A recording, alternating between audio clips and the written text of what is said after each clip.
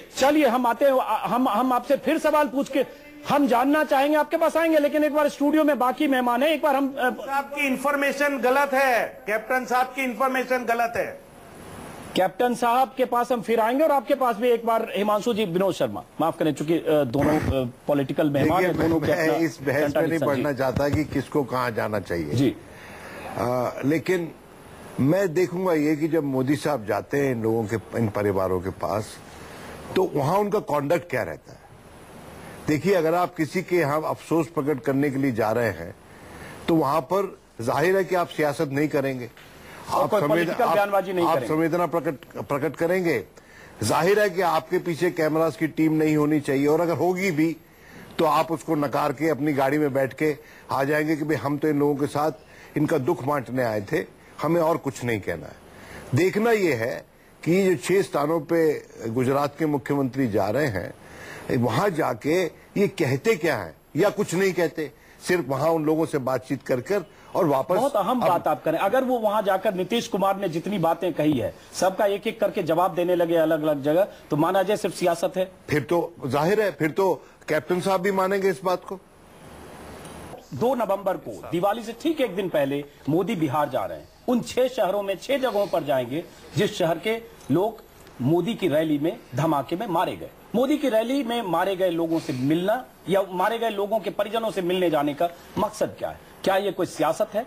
क्या मारे गए परिवारों के जख्म पर मरहम लगाने के बहाने मोदी कोई सियासत कर रहे हैं? इस पर हम बातचीत कर रहे थे। हमारे साथ हैं विनोद शर्मा। विनोद जी, ब्रेक के पहले आप ये कह रहे थे कि अगर वो जा रहे हैं, वाकई उनकी मंशा ये है कि जो परिवार या जिनके परिवार के लोग मारे गए, उन परिवार के जख्मों पर मरहम लगाने का मतलब है शांति से जाइए, बिना शोर शराबे के, बिना तमाशे के, बिना किसी पॉलिटिकल माइलेज के जाइए। अगर ये नहीं और कुछ बयानबाजी करते हैं तो आपका मकसद संदिग्ध है।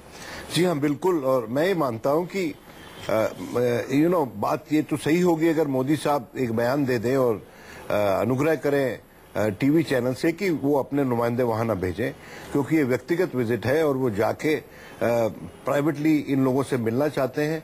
देखिए, सबसे बड़ी कॉन्डोलेंस क्या होती है किसी भी बेरीवमेंट के टाइम पे, कि आप जो आदमी जिसने कोई खोया है उसका जाके हाथ पकड़ें चुपचाप और उसको दबाएं आहिस्ता से।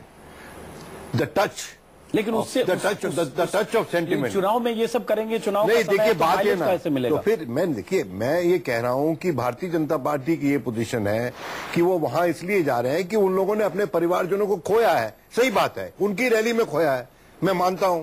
मोदी साहब नागरिक हैं इस देश के, he has the fundamental right to freedom of movement, किसी भी नागरिक की तरह वो कहीं भी जा सकते हैं। लेकिन चूंकि वो एक पब्लिक फिगर है, तो मैं समझता हूं उनपे कुछ अंकुश भी हैं ऐसी स्थिति। कैप्टन अभिमन्यु, ये सवाल तो उठता है कि अगर आप जा रहे हैं, ये फर्ज है, आपकी रैली में लोग आए, अगर 6 लोग मारे गए, अलग अलग शहरों में नरेंद्र मोदी जा रहे हैं हेलीकॉप्टर से, अच्छी बात है। लेकिन अगर वहां राजनीतिक बयानबाजी होती है या नीतीश कुमार ने जो कहा उसका पलटकर हर जगह वार करते हैं या उससे कोई सियासी फायदा उठाने की कोशिश करते हैं, तब तो मंशा संदिग्ध मानी जाएगी।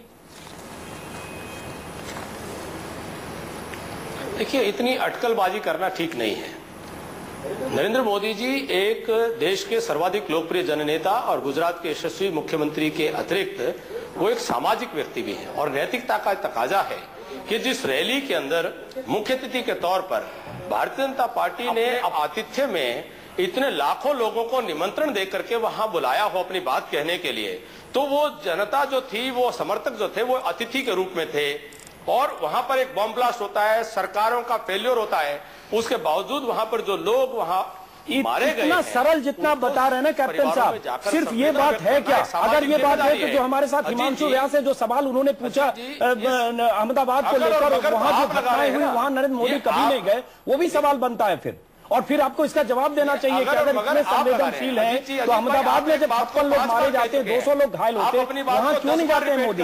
कितनी बार आप रिपीट कर लीजिए। हाँ, इसलिए कि अहम सवाल है। देखिए, आप एक बात को 10 बार रिपीट कर लीजिए, लेकिन सवाल ये है कुल मिलाकर के आज उनका जाने का जो कारण है, आज जाने का कारण है कि उनकी रैली में आए हुए लोग बम धमाके में मारे गए, उनके परिवारों में संवेदना व्यक्त करना एक। हाँ, लेकिन उसमें फिर सियासत, अगर कोई सियासत होती है तो उसका क्या मतलब है? पॉलिटिकल बयानबाजी होती है तो क्या मतलब है? अली अनवर साहब, क्या ये माना जाए सिर्फ इतना, जैसा कि हमारे साथी कह रहे हैं, बीजेपी के नेता कह रहे हैं, क्या उतना अगर होता है कि वो जाते हैं पीड़ित परिवार से मिलते हैं, ये उनका फर्ज है? फिर अगर इसमें पॉलिटिक्स आप कहां देखते हैं? क्या वो करेंगे जिससे पॉलिटिक्स है? अदरवाइज उनको जाने का हक है, जैसा कि बीजेपी नेता कह रहे हैं। देखिए, नियत में हमने शुरू में कहा कि हक नहीं है, जिम्मेदारी है और सांप्रदायिक ध्रुवीकरण कराना है, सांप्रदायिक ध्रुवीकरण कराना है, ये नियत में है। और मातम पुरसी नहीं है, कुर्सी की चिंता है। तो जाएं, जाने से कौन रोकता है? जाएं, लेकिन बिहार की जनता या देश की जनता ये देख रही है ना। आप ठीक सवाल पूछ रहे हैं कि अपने राज्य में तो जाते नहीं हैं और दूसरे के राज्य में जा रहे हैं। सवाल हम आपसे भी पूछ रहे हैं तो ये तो नीतीश कुमार अगले दिन नालंदा में अधिवेशन में चले जाते हैं, नीतीश कुमार को भी जाना चाहिए था। ये सवाल आपसे भी पूछा जाना चाहिए। सुरक्षा की चूक, लापरवाही, धमाके, 7-8 धमाके, उसमें लगातार सीरियल ब्लास्ट, उसमें इतने लोग, 80 लोग घायल, 6 लोगों की मौत, नीतीश कुमार क्यों नहीं गए? ये भी एक सवाल।